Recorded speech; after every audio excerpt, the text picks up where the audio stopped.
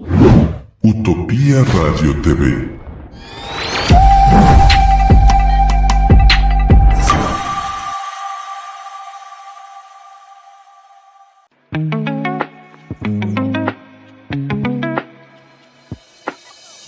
Bienvenidos a Voces del Papel, escritores que inspiran. Mi nombre es Sonia Campa y en este espacio nos sumergiremos en las palabras y pensamientos de los autores que han dejado una huella indeleble en la literatura. Prepárate para un viaje lleno de creatividad, pasión y reflexiones profundas. Comenzamos. ¿Qué tal? Muy buenas noches a todos. Bienvenidos y bienvenidas a su programa Voces del Papel, escritores que inspiran. Te recuerdo que estoy transmitiendo en vivo desde Tecámac, Estado de México, y nos puedes sintonizar en el 99.1 de FM y también en www.utopiaradiotv.mx. Este programa es gracias a la Dirección General, Edición y Montaje de Enrique Durán y de la subdirectora Magdalena Santana. Mi nombre es Unicampa y como siempre me da mucho gusto tenerte aquí con nosotros, y te recuerdo que cada conversación que tenemos en este programa es para que sea una fuente de inspiración y reflexión para construir una vida plena y consciente con el intercambio de ideas y la reflexión a través de las historias y experiencias aquí presentadas. Y bueno, si eres de Tecámac, de los alrededores, te invito a que visites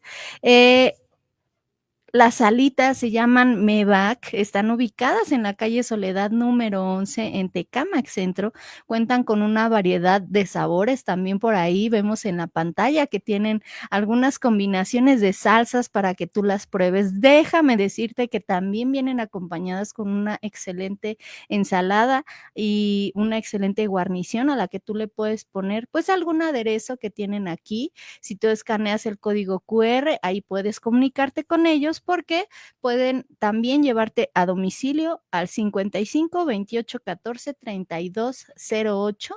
Están de jueves a domingo a partir de las 7 de la tarde.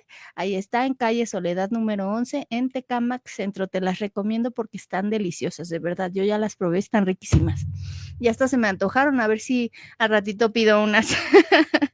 Entonces, bueno, para continuar con este programa, te quiero mostrar las efemérides del día de hoy. Ahí tenemos las efemérides. Efemérides de hoy, 22 de noviembre. En 1896 muere Vicente Riva Palacios, prominente patriota, abogado, periodista, poeta, dramaturgo e historiador. Alguien muy importante aquí en México. Y en 1994 se inaugura el Centro Nacional de las Artes, que es un recinto dedicado a la educación e investigación artística.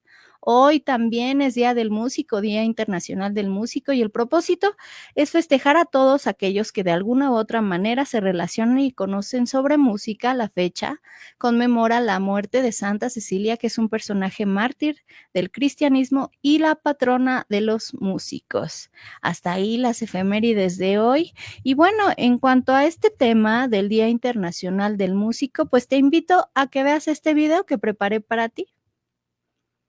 La música es arte puro, donde el alma se convierte en sonido y las emociones se transforman en eternidad. El Día del Músico se celebra el 22 de noviembre en honor a Santa Cecilia, patrona de los músicos. La tradición comenzó en Roma en el siglo XVI, pues se le atribuye la protección y la inspiración de quienes se dedican a la música. Santa Cecilia es considerada un símbolo de armonía y arte, ya que según la leyenda, tocaba instrumentos mientras expresaba su fe. La música es una de las formas de arte más universales y poderosas. A través de sonidos, ritmos y melodías, permite expresar emociones, contar historias y conectar culturas. Es un lenguaje sin palabras que trasciende fronteras, transmitiendo lo que a veces no podemos decir con frases. Puede capturar alegría, tristeza, amor, esperanza o cualquier estado del alma. A través de sus diferentes estilos, nos acerca a la esencia de pueblos y tradiciones. Motiva cambios sociales y personales al tocar las fibras más profundas de quienes la escuchan.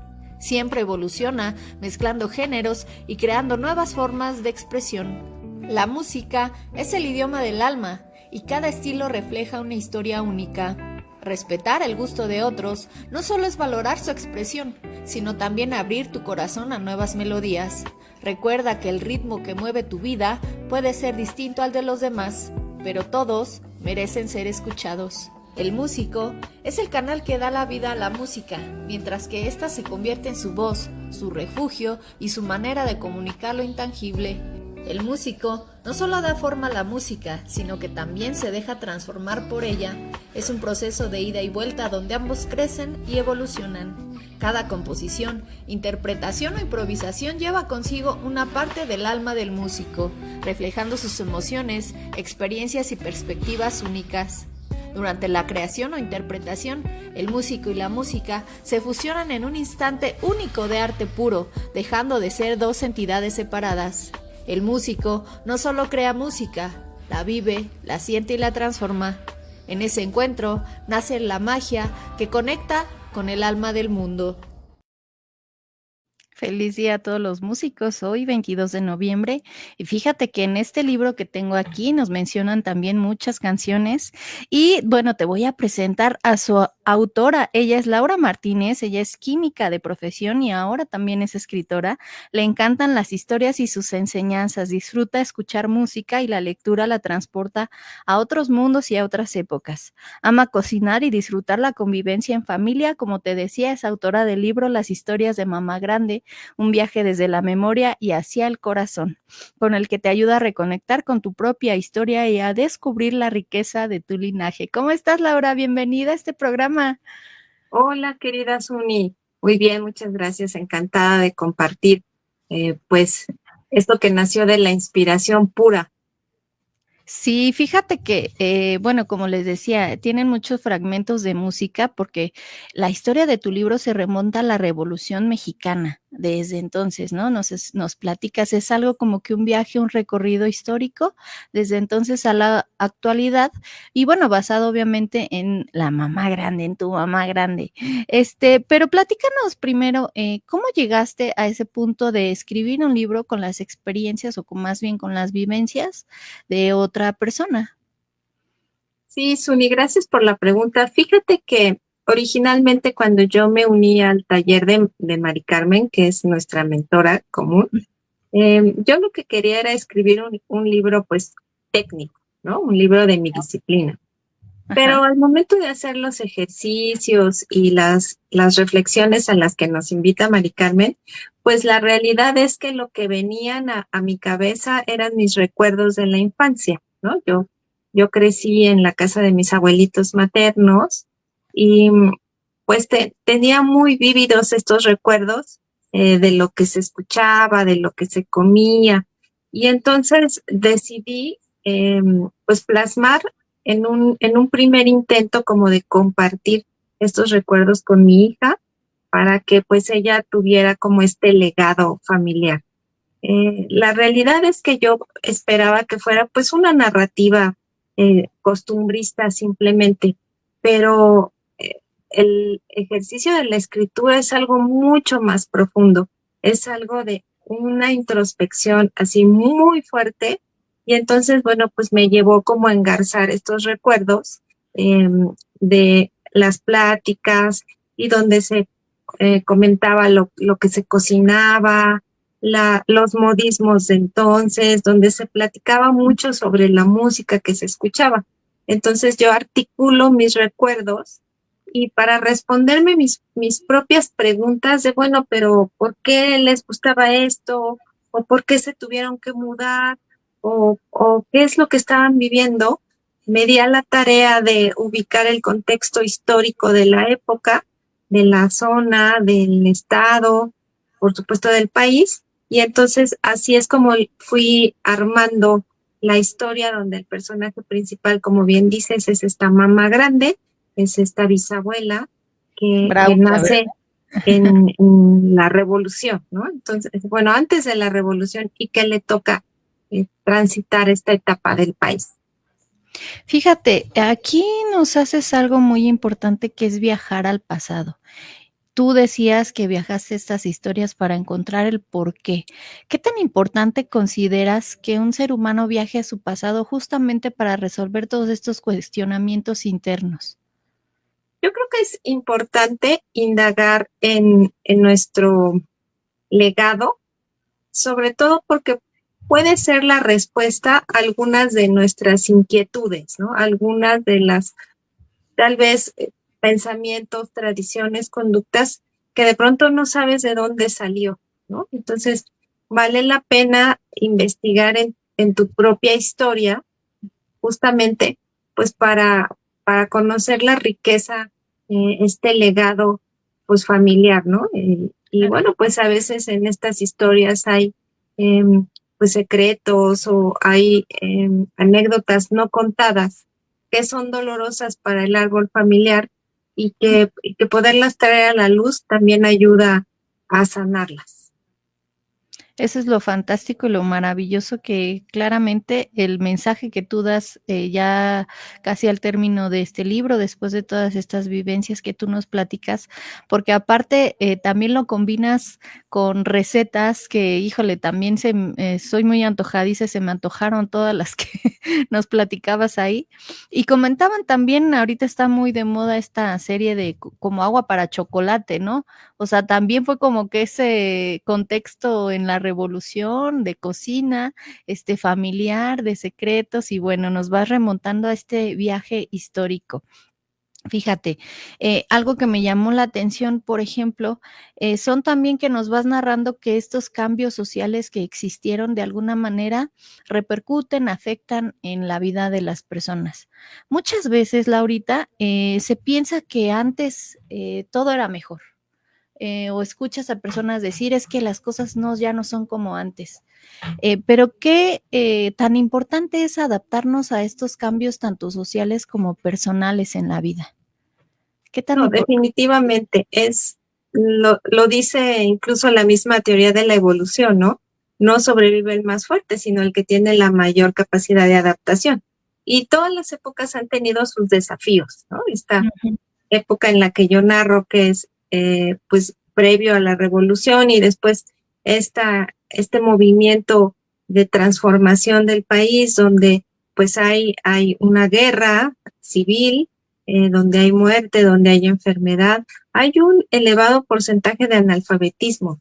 Entonces la población en general como que no entendía bien qué estaba pasando, ¿no? Había una serie de cambios y les tocaba transitarlos entre con escasez, con desconocimiento, con muchas cosas, y poder analizar estos hechos nos dan un referente de cómo otras generaciones fueron sorteando los desafíos, ¿no? No menores a los nuestros, pero sí diferentes. Entonces, el estudio del pasado, pues nos permite entender, por un lado, nuestro presente y por otro lado, también nos permite aprender estrategias o, pues, conocimientos que nos van a permitir resolver nuestros desafíos presentes, ¿no? Sí, porque justamente acabamos de pasar el 20 de noviembre, donde, bueno, se celebra, ¿no? La Revolución Mexicana con kermés en las escuelas, con desfiles, con bailables. En realidad, en la historia podemos encontrar justo muchas anécdotas que fue una época muy cruenta, muy difícil para quienes la vivieron, la atravesaron, pues de alguna manera para que nosotros estemos en este punto de la existencia, en esta línea del tiempo. Pero también nos platicas algo de esta capacidad de adaptación a la modernidad. ¿Qué cambios tú consideras que han beneficiado y qué cambios han retrasado un poco esa evolución? Pues mira, fíjate, hay cosas que son muy contrastantes, ¿no? O sea, hablaba un poco de esta parte de la educación. O sea, por arriba del 70% de la población era analfabeta. Entonces, ahora, bueno, en nuestro medio ya esto se ha ido reduciendo, ¿no? Entonces, tenemos una mayor instrucción y educación. Y ni se diga de lo que hemos avanzado las mujeres, ¿no? Lo que hemos avanzado las mujeres, no solo que hemos podido ser instruidas, que hemos tenido también la posibilidad de dedicarnos a otra cosa y no solo a la crianza, que no es menor, que es un importantísimo papel de nosotras, pero también hemos tenido la oportunidad de desarrollarnos en otros ámbitos y para muestra tu botón y el mío, ¿no? Entonces, yo creo que hemos avanzado en la educación, hemos avanzado en la participación de las mujeres, ¿no? En la toma de decisiones, incluso políticas. En ese entonces, pues era impensable siquiera la participación del voto, por ejemplo, ¿no?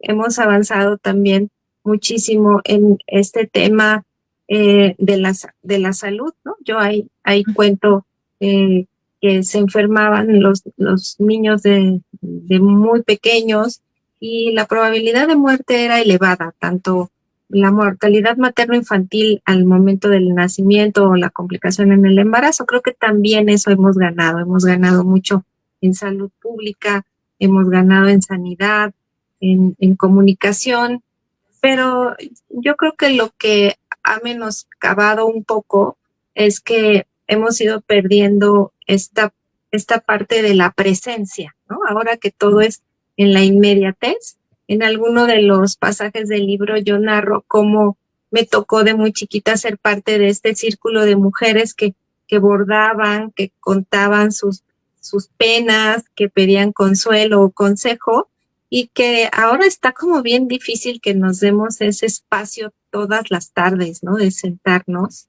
a estar en presencia, a estar reunidas en este círculo que nos sostiene, ¿no? Entonces, creo que este vértigo de la modernidad, eso lo pongo en la mesa, ¿no? Y la otra cosa, pues el arte y la música que perduraba por muchos años, ¿no? Esta manera de contar las historias a través de las canciones, como los corridos, ¿no? En esta etapa de la revolución, donde se desarrolla buena parte de esta historia. Bueno, pues a través de los corridos, yo platico que mi abuelito tocaba la armónica y pues estos acordes de la armónica eran de corridos, ¿no? Y nos platicaba algunos de los versos de los corridos. Entonces, creo que también hemos diluido un poco, dejando que se vuelva en algunos casos más comercial y va dejando del todo, no del todo, de representar una época, ¿no? Creo que eso me gustaría compartir. Y por ejemplo, aquí en tu libro nos narras pues estas cuestiones representativas, ¿no? La música, la comida, incluso esta convivencia social, esta convivencia familiar. ¿Consideras tú que alguna situación nos marque ahorita como sociedad? ¿Cómo podríamos también llegar a ese punto de retomar ciertas actividades o ciertas tradiciones anteriores para que, bueno, podamos, pues sí, como tú bien dices, estar en el momento presente y sobre todo no perdernos de estas historias tan importantes en nuestra vida familiar, en nuestro árbol genealógico, que quiero también tocar ese tema después? Pero ¿qué podemos hacer para que esta convivencia social vuelva a tener como que esa fortaleza? ¿O consideras que sí la tenemos, pero solo necesitamos como que estarla rebuscando como un arbolito, regándola, ¿no? Yo creo que como todo se ha transformado, ¿no? Tenemos otros escenarios en este momento y como tú bien dices, no mejores o peores, ¿no? De pronto se dice, todo tiempo pasado fue mejor. Pero justo en este tiempo, ahora tú y yo podemos tener esta conversación con la distancia de por medio. Entonces, yo creo que entre las cosas positivas es que nos podemos comunicar a la distancia de verdad grande, ¿no? De un país a otro, de un continente a otro, sin necesidad de desplazarnos. Pero eso también por alguna parte nos va alejando, ¿no? Entonces, a veces estamos más pendientes de lo remoto que de lo que está ocurriendo en el momento, ¿no?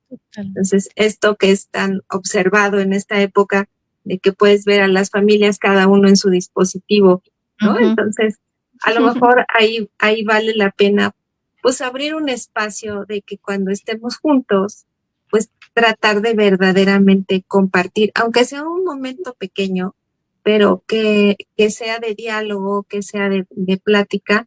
Y también me gustaría que se retomaran estas historias, ¿no? Las familias ahora somos más pequeñas. En ese entonces, bueno, pues mi bisabuela tuvo 7 hijos, pues había muchas historias que contar. Ahora tenemos muchos menos hijos, ¿no? Y tenemos, eh, pues tal vez una situación diferente. Pero yo creo que hay que seguir cultivando esta plática de nuestras historias, de nuestras anécdotas y también de las de nuestros antepasados, pues para justamente tener esta identidad familiar, ¿no? Que bien entendida, pues puede ser una fortaleza, ¿no? Fíjate, y aquí, por ejemplo, quisiera preguntarte, ¿tú qué les dirías a los jóvenes, a los niños? ¿Consideras que este libro es apropiado o adecuado para ellos? Porque, pues, se dice que el futuro es de los niños o de los jóvenes, ¿no?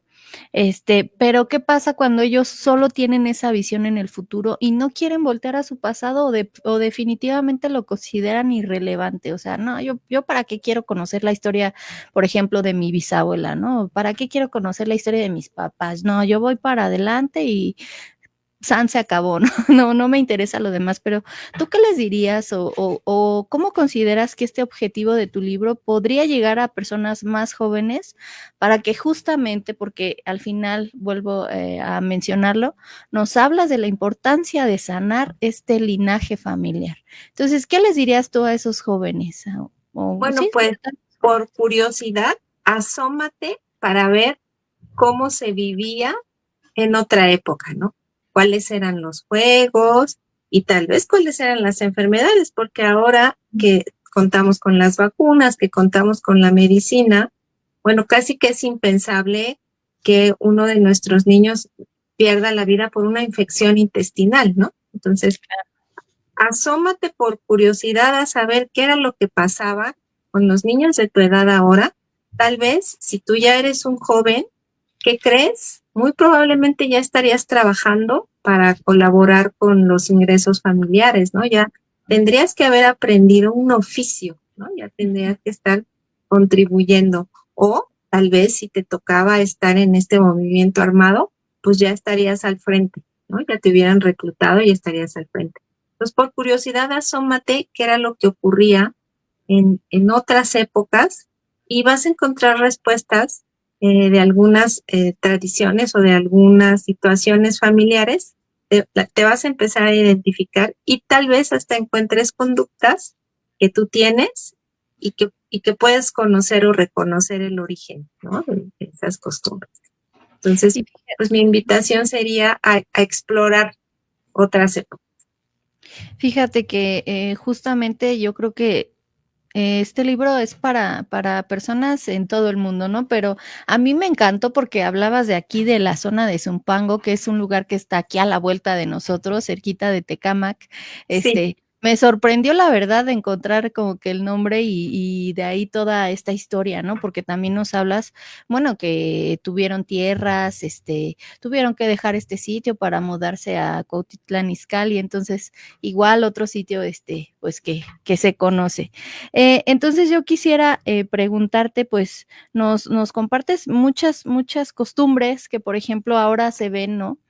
Que también encontraban oro y plata en ciertas zonas o ciertas casas, porque era la costumbre, ¿no? Era la costumbre que se guardara ahí el dinero, que se hicieran muchas cosas. En cuanto a este tema de las costumbres y las tradiciones, ¿consideras también que se han dejado totalmente de lado, que hemos adaptado nuevas y que qué podemos hacer también para que pues de alguna manera no dejen de ser parte de nosotros? Digo, ya como esa costumbre de guardar el dinero, bueno, pues a lo mejor no, ¿verdad? Porque el material no es el mismo que el de entonces. Pero, por ejemplo, algunas otras costumbres que se han dejado de lado y que podríamos retomar también en nuestro núcleo familiar, como ¿cuáles serían para ti que serían apropiadas? Fíjate que es una muy buena pregunta porque en este sentido del dinero, eh, pues justo por este movimiento de la revolución, donde perdía valor el dinero de papel o de moneda corriente, porque una facción revolucionaria tenía el poder y de pronto al día siguiente ya no, entonces el dinero, papel moneda que se emitía, pues perdía total validez de un día a otro.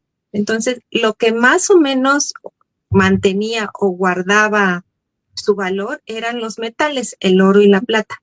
Por eso es que se tenía el dinero o el recurso, pues definitivamente en estas monedas. Y como no había en realidad una certeza con los bancos o no se tenían muchos instrumentos para mantener el valor del dinero, se guardaban en ollas o en cajas y se enterraban.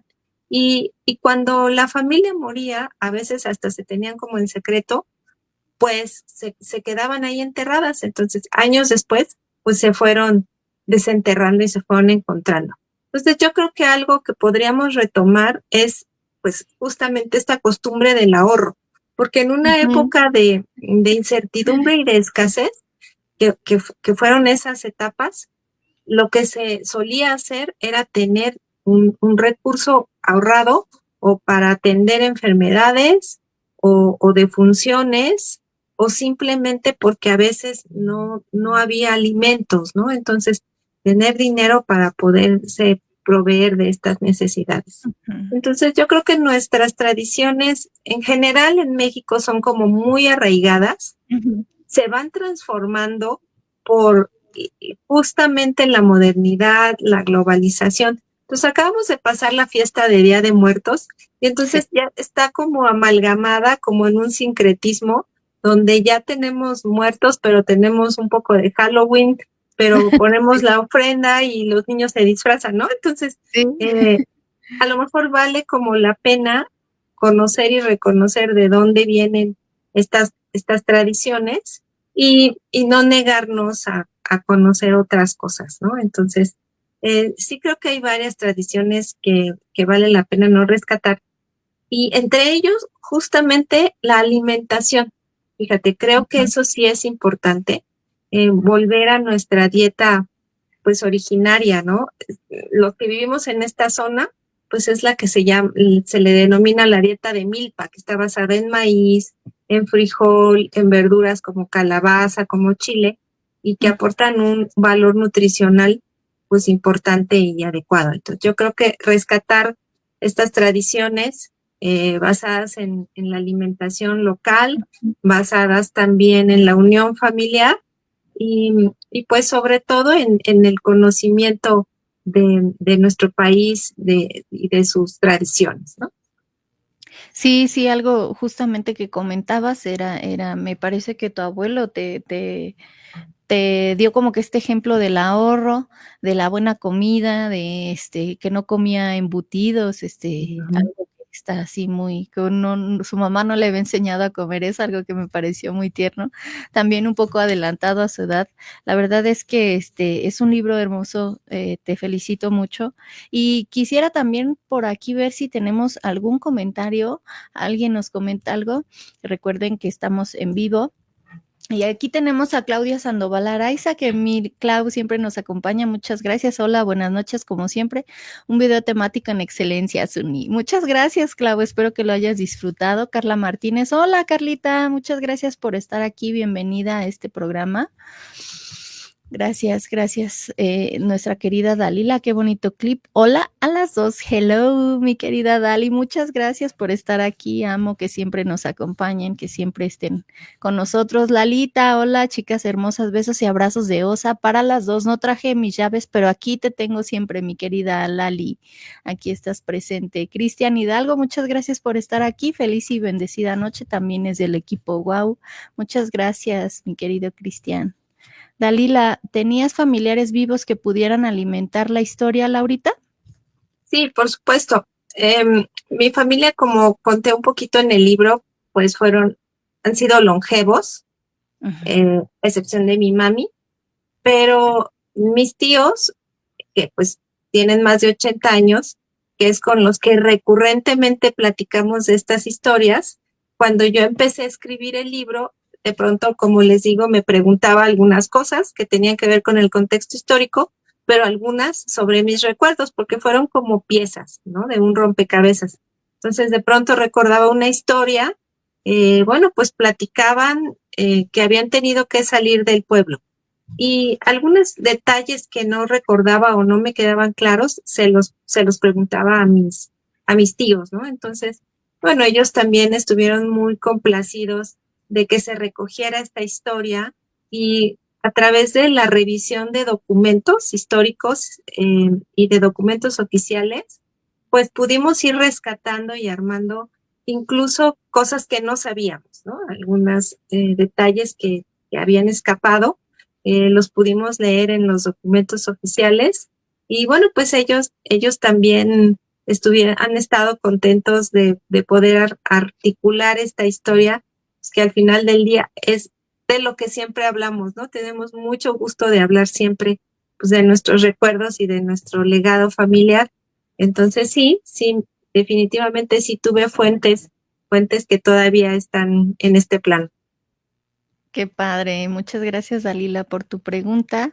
Estamos aquí en vivo, Lalita. Preciosa narrativa, la voz está hermosa, de verdad. De verdad lo súper recomiendo. También recordarles que está en Amazon, en físico y en digital. El libro de cocina de la abuela era una buena tradición generacional y tiene un gran valor en nuestro país. Así es, exactamente. Así es este libro de cocina de la abuela donde, bueno, hay muchísimas recetas, muchísimo de dónde tomar, pero a veces también uno, bueno, digo, no hablo por todas, pero a veces uno es flojo para cocinar. Pero bueno, volviendo a este tema justo del árbol genealógico, mi querida Laurita, nos comentas y un fragmento hermoso que quiero leerles es que nos comenta que analizar el árbol genealógico sin juicios, sin culpar a nadie, agradeciendo y honrando nuestros antepasados, permite recibir situaciones, verdades a medias, miedos y creencias que al traerlas a la luz conducen a la toma de conciencia para no seguirlo repitiendo. El secreto es no resistir, no defender lo indefendible, no justificar, por el contrario, transformarlo en sabiduría. Y aquí te quisiera preguntar, ¿qué tan importante es para nosotros formar nuestro propio árbol genealógico? Fíjate que yo creo que es muy importante porque al armarlo, tú vas a encontrar algunas coincidencias, ¿no? A lo mejor de nombres, a lo mejor de fechas, y te va dando justamente luz de tu propia historia, ¿no? Entonces, o de algunos pasajes familiares, pues a veces dolorosos, a veces que representaron un gran cambio, ¿no? Como esta migración de nuestra familia de Zumpango a Cuautitlán, pues fue un golpe de timón para nuestra historia. Si se hubieran quedado en Zumpango, pues yo no hubiera nacido en Cuautitlán, yo hubiera nacido en Zumpango, ¿no? Entonces, O a lo mejor ni nacido, ¿no? O sea, a lo mejor, exactamente. claro. Digo, Entonces, no lo deseo, Laurita, agradezco mucho que estés aquí, pero digo, o sea, la historia realmente, pues te va cambiando, pero síguenos platicando, perdóname. sí, no, totalmente de acuerdo. Puede haber unos cambios que ni te imaginas, ¿no? Entonces, cuando tú vas armando tu árbol genealógico, los especialistas, por supuesto yo no soy genealogista, pero los especialistas recomiendan que puede ser en ambos sentidos. Puedes empezar de ti, que es lo más fácil, pones tu nombre, los nombres de tus papás, los nombres de los papás de tus papás, que son tus abuelos, y te vas hacia arriba, ¿no? Entonces, un cálculo así muy rápido en 3 generaciones, tiene que haber 14 personas involucradas para que una persona sea convocada a la vida, ¿no? Entonces, imagínate, en 3 generaciones, tú eres depositario de la genética, de las costumbres, pues hasta de la posición social, ¿no? De 14 personas. Entonces, poder ver eso es muy interesante y es muy revelador. Entonces, a lo mejor encuentras patrones repetidos. Pues claro, yo soy el José número 8 de este linaje, ¿no?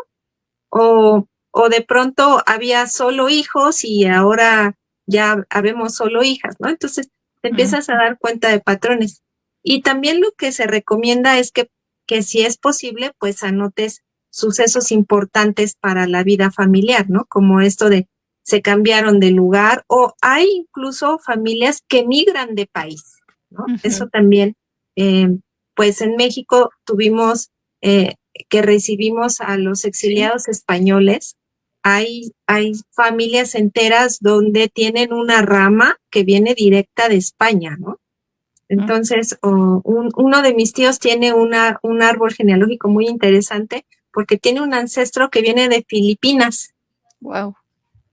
Entonces, poder ver esto es muy interesante y te deja esa sensación, así como de mi linaje me respalda, ¿no? Así como decimos en México, el barrio me respalda, el linaje me respalda, porque es una evidencia, es un testimonio de cuántas cosas se tuvieron que sortear para que tú fueras convocada a la vida, ¿no? Entonces, sí recomiendo construirlo de lo fácil a lo complejo e ir preguntando, ¿no? Quien tenga la fortuna de contar con sus papás, sus abuelos, bueno, ir haciendo esta documentación.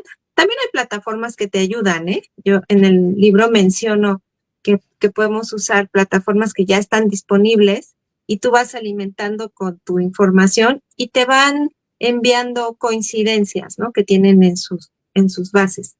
Entonces, rescatar la memoria familiar siempre es un muy buen ejercicio, yo creo, de autoconocimiento y de autoaceptación. Claro, totalmente, porque nos hablas justo de este tema que se va formando un inconsciente familiar y nos propones también, aparte de estos tips para nosotros formar nuestro propio árbol genealógico, estas páginas, también nos propones conocer y transformar todo lo acontecido en sabiduría.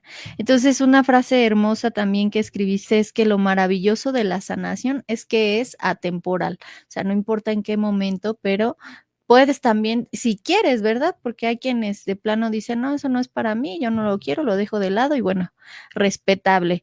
Pero tú propones que es bueno conocerlo, pues justamente para sanar. Y en este sentido de la sanación, a ti al volver a toda esa historia familiar, ¿cómo repercutió en tu vida? ¿Cómo creciste? Porque también como nos dicen en el programa del autor, wow, la persona que escribe un libro no es la misma que lo termina. Entonces, para ti, ¿cómo fue esta sanación? ¿Escribir te ayudó? Fue, como siempre digo, y decimos, es terapéutico. ¿Cómo tuviste ese cambio en tu vida, esta sanación también al volver a tu pasado? Fíjate que es una excelente pregunta porque, como yo he comentado, yo partía de una historia que era solo narrativa feliz, ¿no? Porque eran mis recuerdos de la infancia, pero al momento de hacer la investigación y hacer la descripción, yo pude percibir el dolor de mis ancestras, ¿no? Y de mis antepasados. Este ejercicio tan mágico que lo hemos vivenciado todos los que pertenecemos al programa, que de pronto yo partí de una idea de unos recuerdos bonitos y no es que hayan dejado de serlo, simplemente que pude percibir que hubo claroscuros, como debe de ser, ¿no? Claro. Que hubo luces y sombras y que tal vez yo había elegido no ver, ¿no? Porque la memoria a veces es así selectiva, pero pude percibir esta sensación pues de abandono, de desesperanza y me sobrecogió y me hizo pues admirar todavía más a esta mamá grande y a estos antepasados, pero además me hizo sentir, insisto, como depositaria de fortaleza, de sabiduría, me reconfortó, me llenó el alma, ¿no? Entonces, sí fue un trabajo de autoconocimiento porque de pronto lo que empezó siendo pues una casi que charla con las hojas, pues terminó siendo un ejercicio muy fuerte, ¿no? De introspección y de indagación en lo más profundo de mi árbol materno, ¿no? Entonces, sí creo que si yo no partí de una idea de es que tengo algo que sanar, en el camino me lo fue revelando, ¿no? La historia y esta mamá grande se fue mostrando fuerte, pero vulnerable, pero firme, pero también cuidadora, ¿no? Entonces me fue mostrando cómo todo esto se va amalgamando de generación a generación y cómo llega hasta la mía, ¿no? O sea, 4 generaciones prácticamente después, pues le está tocando también a mi familia todavía recibir. Qué bonito, mi querida Lau. Y quiero hacer una pausa para que vean, perdón, este video que preparé para ustedes, que es de escritores que inspiran. Y bueno, de regreso me gustaría preguntarte cuáles fueron los escritores que han transformado tu vida o han puesto una semillita en ti. Entonces los invito a que vean este video y ahorita volvemos. Claro. Esto es Escritores que Inspiran. Jorge Mario Pedro Vargas Llosa nació el 28 de marzo de 1936 en Arequipa.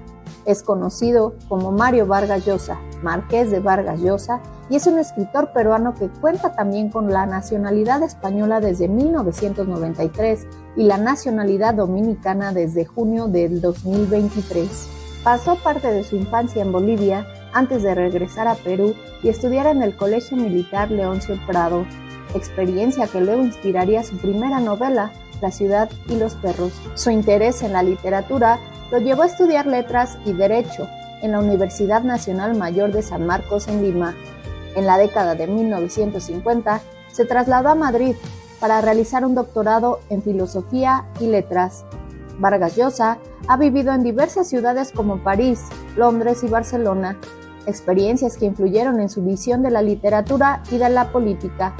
Desde joven estuvo involucrado en la política, primero simpatizando con el comunismo, para luego adoptar una postura liberal, defendiendo la democracia y el libre mercado. En 1990, Llosa se postuló a la presidencia de Perú, perdiendo en una segunda vuelta ante Alberto Fujimori. Este episodio marcó un giro en su vida, inclinándose aún más hacia la literatura y el análisis político. La obra de Mario Vargas Llosa se caracteriza por la exploración de temas sociales y políticos, combinada con una experimentación narrativa que lo coloca en el boom latinoamericano, junto a autores como Gabriel García Márquez, Julio Cortázar y Carlos Fuentes. Sus novelas más reconocidas incluyen La ciudad y los perros.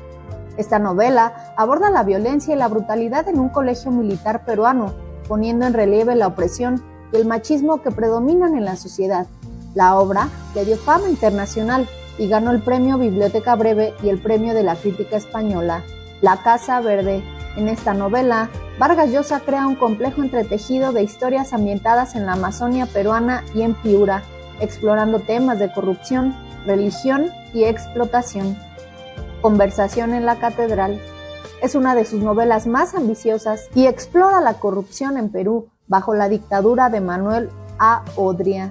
A través de conversaciones entre los personajes, la novela examina la desesperanza y el fracaso en un contexto de represión política. Pantaleón y las visitadoras. Esta novela mezcla el humor con la crítica social. Narra la historia de un oficial del ejército que recibe la tarea de establecer un servicio de prostitutas para satisfacer las necesidades de las tropas en la Amazonia peruana. La tía Julia y el escribidor. Inspirada en su propia vida, cuenta una historia autobiográfica que mezcla el humor y el drama.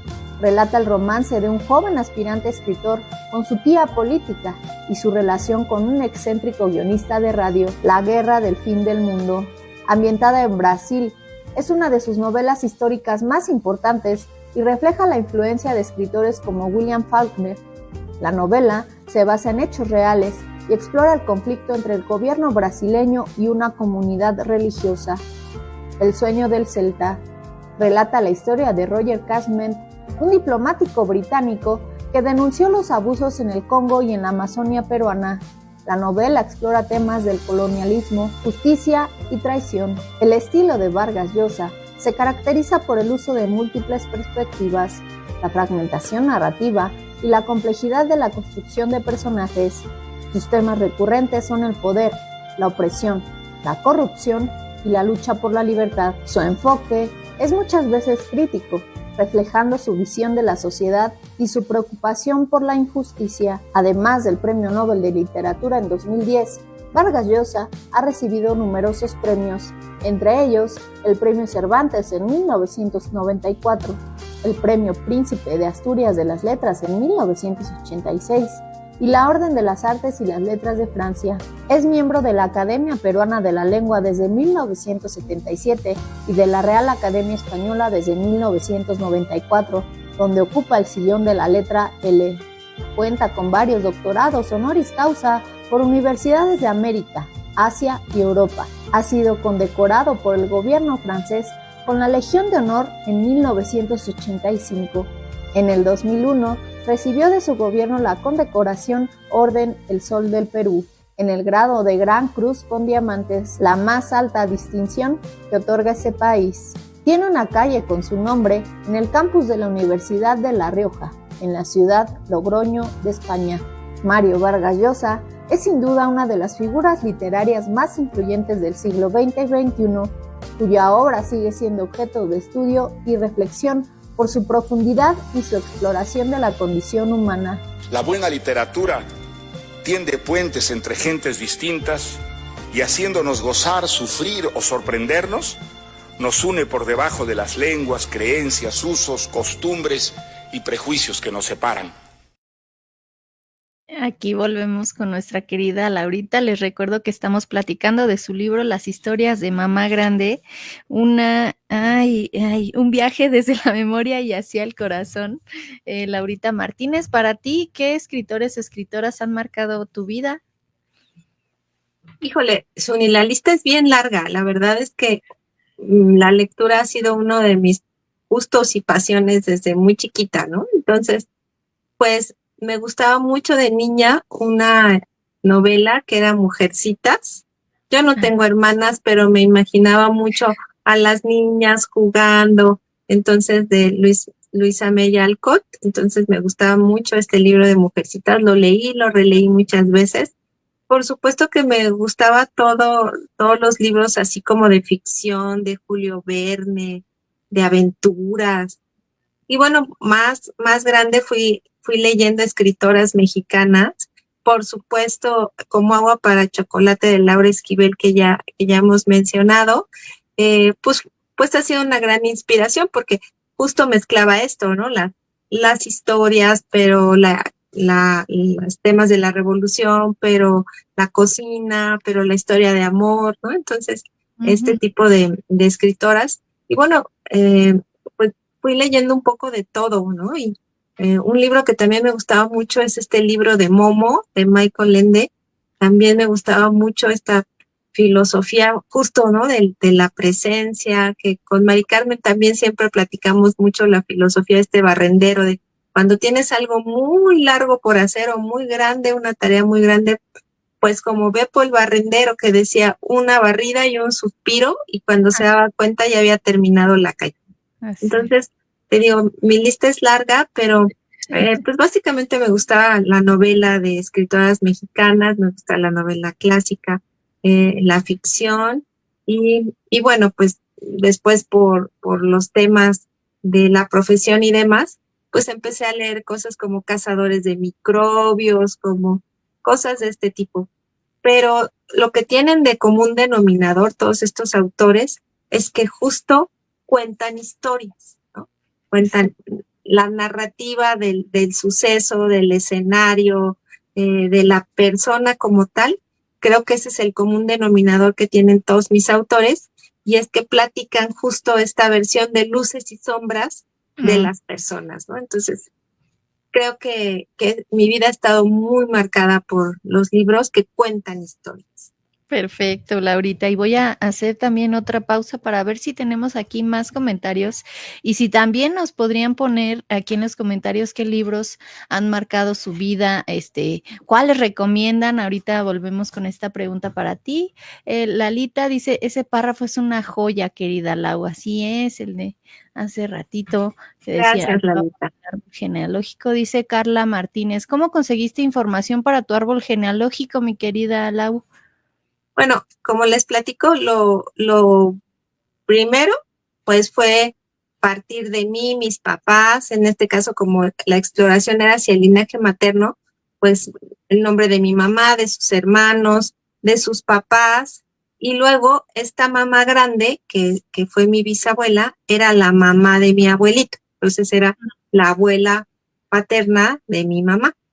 Entonces, y de ahí mi abuelito siempre platicaba los nombres de los papás de su mamá. Entonces yo tenía como de tradición oral los nombres.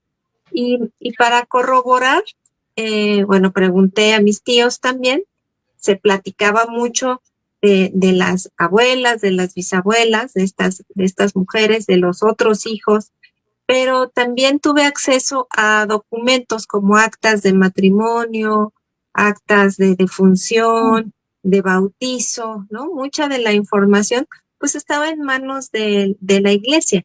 Entonces, estos Ok. documentos de celebraciones religiosas, pues Ajá. también dieron información. Y sobre todo las actas, es muy curioso porque ahora todos hemos visto las actas de nacimiento o de matrimonio y están en un formato. Entonces son datos pues muy homólogos entre tu acta de nacimiento y la mía. Bueno, yo soy mucho mayor que tú, pero en sí los datos son los mismos. Pero en esas épocas las actas eran escritas a puño y letra y se contaba una historia ahí mismo, ¿no? Entonces decían, comparece ante mí la señorita que es hija de tal familia y que tiene tal edad y que solicita casarse con el joven tal. Entonces cuentan la historia y fue de verdad fascinante poder recuperar y las piececitas que me faltaban, pues las hice a través de en estos buscadores genealógicos, ya con información más precisa de fechas, de nombres completos, pues pude armar los fragmentos que faltan, pero con mucho gusto, quien esté interesado, claro que nos ponemos a armar su árbol genealógico. Platícanos, por favor, coméntanos dónde te podemos encontrar en tus redes sociales antes de seguir con los comentarios.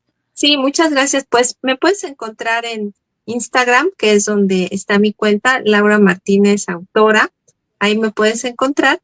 Y en la descripción de mi biografía, ahí en Instagram, pues está el link al blog de las historias de Mamá Grande, donde le voy nutriendo otras historias, voy recomendando algunas cosas. Y bueno, pues también está el enlace para adquirir el libro en Amazon. Así es, y muchas gracias, Laurita, Carlita, por la pregunta. Jenny Vázquez, buenas noches. Hola, mi querida Jenny, muchas gracias por estar aquí con nosotros. Con nosotras, dice Lalita, a mí me heredaron 2 enfermedades crónicas en lugar de un ranchito con puerquitos. Bueno, desafortunadamente así sucede, ¿no? Pero también es parte, pues, de nuestra historia, un poco asimilar de dónde viene todo eso y bueno, estar en ese camino de sanación. Dice Claudia Sandoval, este libro, aparte de ser un gran libro, su lectura es una bella forma de entender al linaje histórico de una familia que puede ser la de cualquiera de nosotros. Así es, también nos sirve de inspiración para sortear todas estas pues experiencias que tú nos plasmas, ¿no? Jenny Vázquez dice, tengo cazadores de microbios. Sí, Jenny, muchas gracias. Ese buen libro. Gracias, mi querida Laurita. Y ya casi se nos acaba el tiempo y antes de despedirnos, a mí me gustaría preguntarte a ti, ¿qué mensaje quisieras dejar si tú pudieras escribir una frase en el cielo? ¿Cuál sería? Bueno, que los recuerdos son mensajes y hay que escucharlos, pues para poder entenderlos y para poder aplicarlos, ¿no? Porque estos mensajes casi siempre son para que tú mejores, para que tú crezcas y evoluciones como persona. Entonces son mensajitos del alma, ¿no? Que están en forma de recuerdos, así que hay que escucharlos. Ay, muchísimas gracias, Laurita. Les recuerdo que ella es autora del libro Las historias de Mamá Grande, un viaje desde la memoria y hacia el corazón, que este libro lo pueden encontrar en digital y en físico, en Amazon también, si le mandan un mensajito a Laura Martínez en arroba Laura Martínez, autora en Instagram, pues ella con mucho gusto les envía el link de compra o dónde adquirirlo. Y muchísimas gracias. Yo quisiera despedirme justamente con un fragmento de tu libro, mi querida Laurita, que dice, la misión de apuntar al cielo es tuya. Descubrir tu propósito implica mirar hacia adentro sin compararte con nadie, sin repetir o imitar lo que hizo alguien más, ya sea de tu familia o no. Conocer otras historias, empezando por la propia historia familiar, debe servir de inspiración y no de limitación. Pues muchas gracias a todos los que nos acompañaron aquí. Recuerden que los espero el próximo viernes a las 7:30 con una nueva autora platicando de experiencias y vivencias. Gracias por estar aquí, gracias por tu tiempo, mi querida Laurita, y esperemos vernos pronto. Les mando un beso y un abrazo. Y los espero la próxima semana, viernes a las 7:30, aquí en Voces del Papel, Escritores que Inspiran. Un beso y buenas noches. Gracias, mi querida Adiós. Suni. Gracias a todos. Gracias.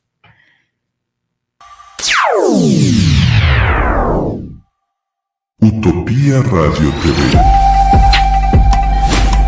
Transforma.